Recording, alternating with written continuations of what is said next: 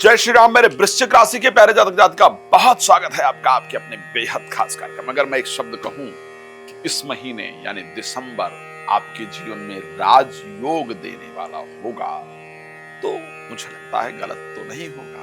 गलत इसलिए भी नहीं होगा कि एक्चुअल में राजयोग देने वाला होगा, लेकिन कुछ ध्यान भी रखना होगा। और ध्यान क्या रखना होगा, पूरी बात बोलनी होगी, जल्दबाजी नहीं करना होगा, ईगो से बचना होगा। ये ध्यान रखिएगा। अच्छा, आइए इस पर डिस्कस करेंगे। मैं क्यों ये सब कह रहा हूं, इस पर भी बात करेंगे। लेकिन आपको याद दिलाना चाहता हूं, यदि आप चाहते हैं राम कथा, श्रीमद् भागवत कथा, श्री शिव महापुराण की कथा मेरे द्वारा करवाना, तो बहुत सिंपल है। आप मुझे कॉल कर सकते हैं। मेरा आने वाले समय में कब है मेरी कथाएं और कहां पर हैं, अगर आप ये जानना चाहते हैं तो भी मुझे कॉल कर सकते हैं। रात को 9 बजे और दोपहर को 12 बजे लाइव होता हूं आप सबके लिए। वो फ्री होता है, आप उसमें जुड़ सकते हैं। और अगर फिर बीच में कभी आगे पीछे जबरदस्त मतलब डिटेल डिस्कशन चाहे तो कॉल कीजिए, अपॉइंटमेंट लीजिए, बात कीजिए ना। किसने मना किया? मैं तो I am 1 call away from you. Okay, so आप मुझसे बात कर सकते हैं। चलिए अब बात करें, मैंने क्यों कहा कि भाई मुझे अगर सभी महीनों में मैं एक अच्छे महीने की बात करूं, मुझसे कोई ये पूछता कि दिसंबर सबसे अच्छा किसके लिए आप कहें, तो मैं एक वर्ड यूज करता और वो कहता वो है राशि वृश्चिक। पूछते आखिर ऐसा क्यों आप राशि वृश्चिक पर इतना ध्यान दे रहे हैं, तो मैं ये कहता कि राशि वृश्चिक ही वो राशि है जिसमें 2025 में पहली बार, पूरे 2025 की अगर मैं बात करूं तो पूरे 2025 में पहली बार राशि स्वामी मंगल, दसम भाव के स्वामी सूर्य और दसम भाव के स्वामी सूर्य, साथ में सप्तम भाव के स्वामी शुक्र एक साथ गोचर करेंगे और बृहस्पति जो कि पंचमेश है वो अपनी दृष्टि देंगे। तो ये कहा जाता है कि जब दशमेश का संयोग बन जाए और राशि स्वामी का संयोग बन जाए तो ये ज्योतिष में सबसे बड़ा राजयोग देने वाला योग कहा जाता है। और ये योग स्पेशली आपकी राशि में बनने जा रहा है दिसंबर 2025 में। तो मैं कह सकता हूं कि जो विचार रह गए हैं, जो प्रयास रह गए हैं, नहीं हो पाए हैं, वो 2025 में आपके होने वाले हैं और उसका रिजल्ट आपको प्राप्त होने वाला है। तो 2025 आपके लिए 2025 का दिसंबर महीना आपके लिए बहुत शानदार रहेगा, ये मैं कह सकता हूं। हम डिफरेंट चीजों के लिए बात करें, लेकिन मैंने एक वर्ड यूज किया था जिस शब्द का अर्थ था कि अधूरी बातें नहीं कीजिएगा। ऋषि पाराशर ने कहा कि अगर बुध 12th हाउस में गोचर करे तो व्यक्ति अल्पभाषी होता है। अल्पभाषी का तात्पर्य होता है कि आप अपनी आधी बातें कहते हैं, आप कहना कुछ और चाहते हैं और लोग उसको समझते किसी और तरीके से हैं, और ये आपके साथ हमेशा होते आया है। तो ये 2025 के दिसंबर महीने में आपको अपनी बातें, और वो भी ज्यादा दिन तक नहीं, स्पेशली 6 दिसंबर तक आपको इस चीज पर ध्यान रखना है।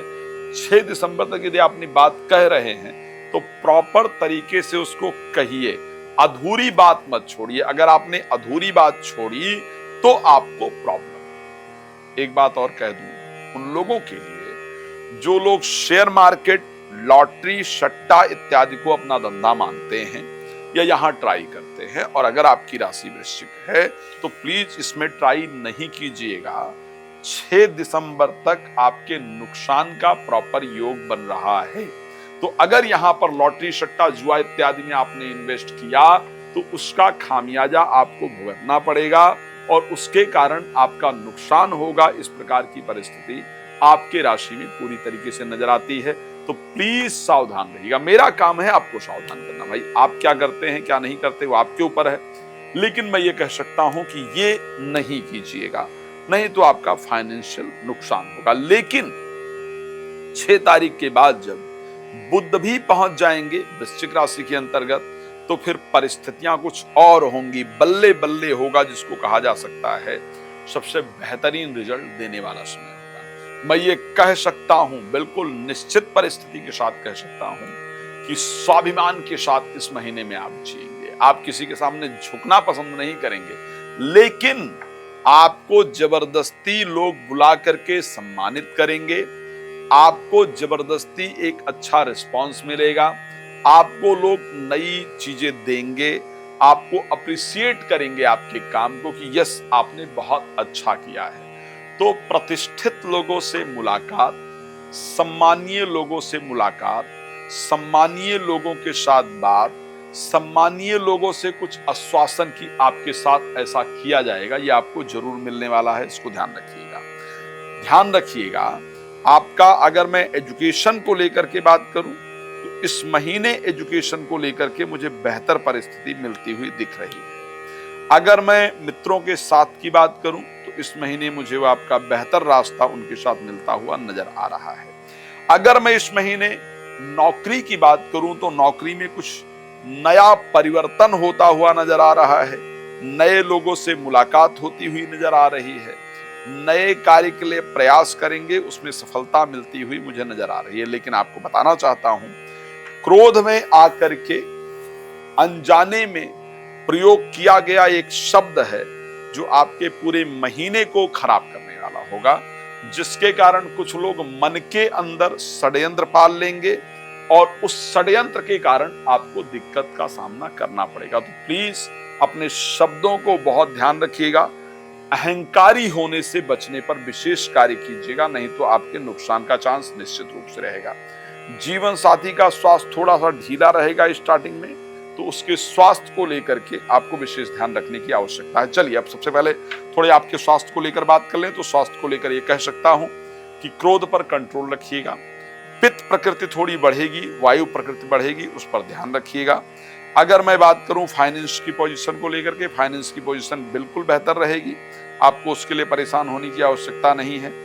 मंत्रणा किस प्रकार देंगे, लोगों के साथ किस प्रकार का संबंध आपका रहेगा, पंचम भाव के स्वामी उच्चस्थ रहेंगे, तो ऐसे परिस्थिति में लोगों के साथ संबंध जो आपके हैं वो बेहतरीन रहने वाले हैं। जीवन साथी के साथ कैसा रहेगा, तो जीवन साथी का स्वामी स्टार्टिंग में शुक्र जो है वो आपकी राशि में गोचर कर रहे हैं, तो जीवन साथी के साथ भी आपका जो रिलेशन है वो निश्चित रूप से बेहतरीन रहेगा। क्या कीजिएगा, माता दुर्गा के सामने प्रत्येक शुक्रवार को कपूर ले जाकर के श्रद्धा पूर्वक जलाइए, उनको इत्र जरूर चढ़ाइए, इससे आपके जो रुके हुए कार्य हैं वो बनेंगे। भगवान आपको प्रसन्न रखें, मेरी शुभकामना है।